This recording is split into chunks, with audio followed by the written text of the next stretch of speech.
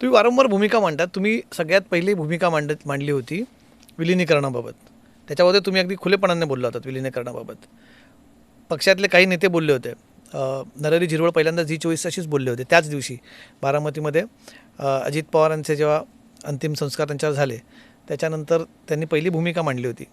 राजमातेनंतर हिरामण खोसकर बोलले होते. आता हळूहळू या नेत्यांनी बोलणं बंद केलं, त्याच्यावरती माघार घेतल्या विषयावरती. एक अशी भावना आहे की यांना गप्प बसायला सांगितलं जातं आहे किंवा बोलू नकाचं सांगितलं जातं आहे. अमोल मिटकर यांचा काय अनुभव आहे? विलिनीकरणाच्या बाबतीत मी त्या विलिनीकरणाच्या संपूर्ण प्रक्रियेमध्ये कुठंच नव्हतो.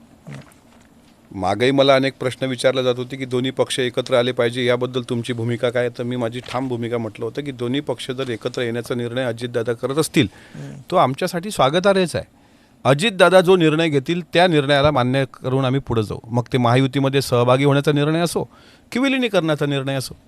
मग विलिनीकरणाच्या संदर्भात नरहरी झिरवळ साहेब बोलले, बारामतीतच बोलले माझ्या माहितीप्रमाणे, अंत्यविधीच्या पूर्वी की अंत्यविधीनंतर. त्याही अगोदर डॉक्टर खासदार अमोल कोल्हे बोलले. पहिलं स्टेटमेंट खासदार अमोल कोल्हे साहेब दुसऱ्या पक्षाचे आहेत ना, तुमच्या पक्षाचे म्हणतो. आमच्या पक्षातून हे बोलले. आता ते मला असं वाटतं विलिनीकरणाच्या विषयावर पडदाच पडलेला आहे. आता कोणी मर्जर संदर्भात बोलेल असं मला वाटत नाही. का? आता ते मला नाही माहित. दोन्ही पक्षातले बोलतात की मर्जरवरती पडदा पडला, मोठा विषय आहे, त्याच्यावरती पडदा पडला. तुम्ही म्हणतात मी नाही बोललो. माझ्या पक्षातले वरिष्ठ नेते पण हेच बोलले की आता स्वतः प्रफुल्लभाई बोललेले आहेत की आता विलिनीकरणाचा विषय संपलेला आहे म्हणून. त्यामुळे आता जर पुढे विलिनीकरण करायचं असेल तर दोन्ही पक्षाचे वरिष्ठ नेते एकत्र येऊन ठरवतील. आता मी खूप सामान्य कार्यकर्ता